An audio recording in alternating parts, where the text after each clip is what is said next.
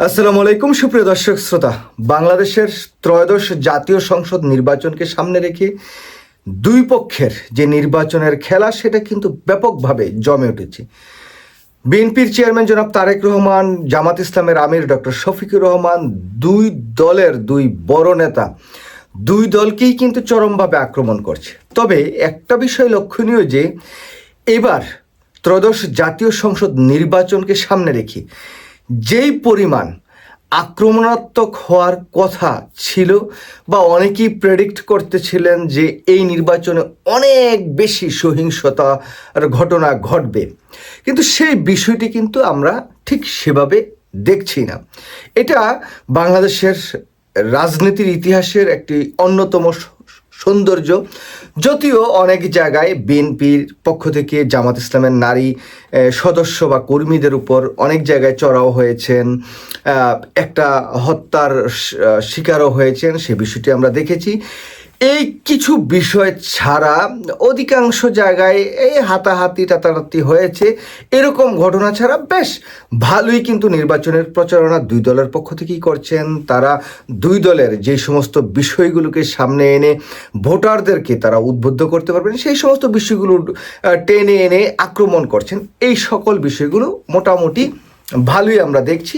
এটা বাংলাদেশের যেই কৃষ্টি কালচার সেই জায়গায় খুব একটা যে মানে ব্যতিক্রম এরকম হওয়ার ছিল না এরকম বলা যাবে না। তবে যতটুকু মাত্রাটা যতটুকু হওয়ার কথা ঠিক ততটুকু হয়নি, সেই জায়গায় আমরা সুক্রিয়া জ্ঞাপন করতে পারি আর কি। তো যাই হোক, আজকের যে বিষয় যে প্রবাসীদের ভোট এবং এই ভোটটি আসলে কারা সবচেয়ে বেশি পাচ্ছেন বা পাবেন এবং এই প্রবাসীদের ভোট নিয়ে কোন দলটি মানে নির্বাচনের যে দৌড় সেটাতে এগিয়ে আছেন, এই জায়গায় বিশ্লেষণের আগে সরাসরি আপনাদের একটু বলে রাখি যে ইতিমধ্যেই প্রবাসীদের যেই ভোট সেটি ভোট প্রদান করে ফেলেছেন অধিকাংশ লোক, প্রায় 7 লাখেরও উপরে এই প্রবাসীদের যে ব্যালট বিদেশে পাঠিয়েছিলেন তার মধ্যে 4,49,000 ভোট ইতিমধ্যে প্রবাসীরা প্রদান করে নিকটস্থ যে পোস্ট অফিস সেই জায়গায় প্রেরণ করেছেন এবং বাংলাদেশে এসে পৌঁছেছেন 4 লক্ষ ভোট। তো দেখুন, আমি গত প্রায় 7-8 দিন যাবৎ প্রবাসীদের সাথে কথা বলছি, সেটা মার্কিন যুক্তরাষ্ট্র, মধ্যপ্রাচ্যের অনেকগুলো দেশের সাথে অনেকের সাথে আমি কথা বলেছি। সবার সাথে আলোচনা করে আমি যেই বিষয়টি দেখলাম সেই বিষয়টিতে যদি আপনাদের বলি যে 80% প্রবাসী ভোটার সেটা যাবে বাংলাদেশ জামাত ইসলাম এবং এনসিপির পক্ষে, আর 20% ভোট যাবে বাংলাদেশের জাতীয়তাবাদী দল বিএনপির পক্ষে। এটা আমি কিভাবে বললাম সেটা আপনাদের বলি। দেখুন, আমি প্রবাসীদের সাথে কথা বলেছি, আমার কাছের মানুষ, দূরের মানুষ বা যার সাথে আমার দেখা হয়েছে তাদের সাথে। তো সেই সমস্ত সমীকরণ মিলিয়ে আমি দেখলাম যে আমি ধরেন 100 মানুষের সাথে কথা বলেছি, এর 80% মানুষই বলেছে আমরা জামাতকে ভোট দিয়েছি আর 20% মানুষ বিএনপিকে ভোট দিয়েছে। এরকম একটা সমীকরণ কিন্তু আমি পাচ্ছি। এটা আমার ফেসবুক বা ইউটিউবের কোনো পুল না বা সেই জায়গায় কোনো ভোটাভুটি না, আমি প্রত্যক্ষভাবে কথাবার্তা বলে সেরকমটাই দেখেছি। এই জায়গায় আরও বড় একটা বিষয় আছে, সেটা হচ্ছে বাংলাদেশ আওয়ামী লীগের যে ভোট সেই ভোট আসলে কোন দিকে যাচ্ছে।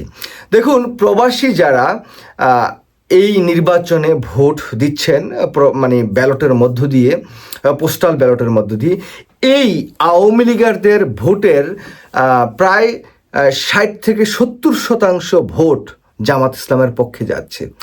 কারণ এই যে প্রবাসে যারা থাকেন তারা কিন্তু মানে কট্টরপন্থী বিএনপি, কট্টরপন্থী আওয়ামী লীগ বা কট্টরপন্থী জামাত সেরকম না। তো এই যে আওয়ামী লীগের যে ভোটগুলো জামাতের পক্ষে দিচ্ছে তাদের আসলে মানে কথা বা তাদের যেই বিশ্লেষণ সেটা হচ্ছে অনেকটা এরকম যে আওয়ামী লীগ দীর্ঘদিন রাষ্ট্র ক্ষমতায় ছিল, তারা অনেক অন্যায় করেছে, অনেক অপকর্ম করেছে, আমরা আওয়ামী লীগকে সমর্থন দিয়েছি, কিন্তু আমরা যারা প্রবাসে থাকি আমাদের তো আসলে আওয়ামী লীগ থেকে চাওয়া পাওয়ার কিছু নাই। আমাদের চাওয়া পাওয়া শুধু একটাই, দেশটা ভালো চলুক। তো সেই জায়গায় সেই তথ্য বিশ্লেষণে তারা নিজেরাই আবার বলছে বলছেন যে যেহেতু আমরা দেখেছি যে আওয়ামী লীগ অনেক দুর্নীতি করেছে এবং জুলাই আগস্ট বিপ্লবের পর অনেকটা আওয়ামী লীগ ঘরানার রাজনীতি কিন্তু বিএনপি করছেন, তো সেই জায়গা থেকে যদি বিএনপি রাষ্ট্র ক্ষমতায় আসে তাহলে হয়তো বা অনেকটা আওয়ামী লীগের মতোই আচরণ করবে বিএনপিও। এই কথাগুলো কিন্তু আমার ব্যক্তিগত কথা না, এটা হচ্ছে আওয়ামী লীগের যে ভোটার, প্রবাসী ভোটার আছে তাদের কথা। তো সেই জায়গায় সেই আওয়ামী প্রবাসী ভোটাররা বলছেন যে যাই হোক, এবার জামাত ইসলামকে ভোটটি দিয়ে দেখি যে তারা রাষ্ট্রটা কিভাবে পরিচালনা করে এবং দেশের জন্য বা যারা আমরা প্রবাসী আছি তাদের জন্য জামাত কতটুকু কি করতে পারে বা তাদের যেই আচরণ সেটা দেখে ভালো মনে হচ্ছে এবং তারা কিভাবে রাষ্ট্রটা পরিচালনা করে, রাষ্ট্রটা কি উন্নয়নের দিকে নিয়ে যায় কিনা, রাষ্ট্রটা কি ভালোভাবে নিয়ে যায় কিনা এবং যে পরিবর্তনগুলো প্রবাসীরা চায় সেই পরিবর্তনগুলো কি জামাত করতে পারে কিনা সেটা দেখি, তাদেরকে ভোট দেই। সেই কারণেই কিন্তু আওয়ামী লীগাররাও কিন্তু এবার জামাত ইসলামকে ভোট দিচ্ছেন, মানে প্রবাসী যারা আছেন তারা। তো সেই জায়গায় বলি যে যারা বিএনপি মনা আছেন অনেকেই, তো বিএনপির অনেক আচরণে তারা ক্ষুব্ধ।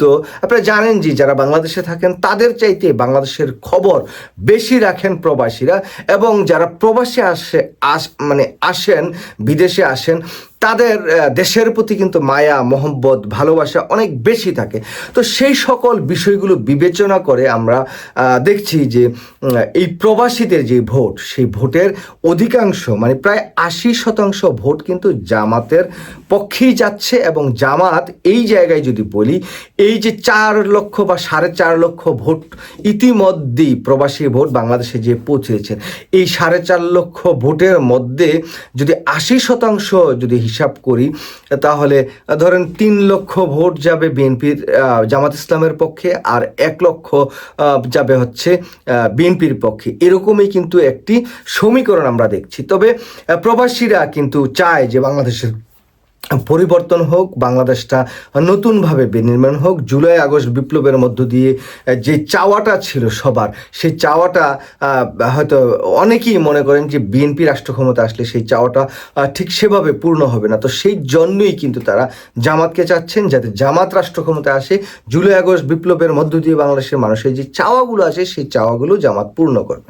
এখন দেখার বিষয় জামাত আসলে বাংলাদেশে যে ভোট, সেই ভোটে ফলাফলে জামাত কতটুকু এগিয়ে থাকে। তবে প্রবাসীদের যে ভোট, সেই জায়গা থেকে যদি 80% ভোট জামাতের পক্ষে যায় তাহলে নির্বাচনের অনেকগুলো সংসদীয় আসনে নির্বাচনের যে ফলাফল সেটা কিন্তু অনেকটুকু পরিবর্তন করে দিবে এই ভোটগুলো।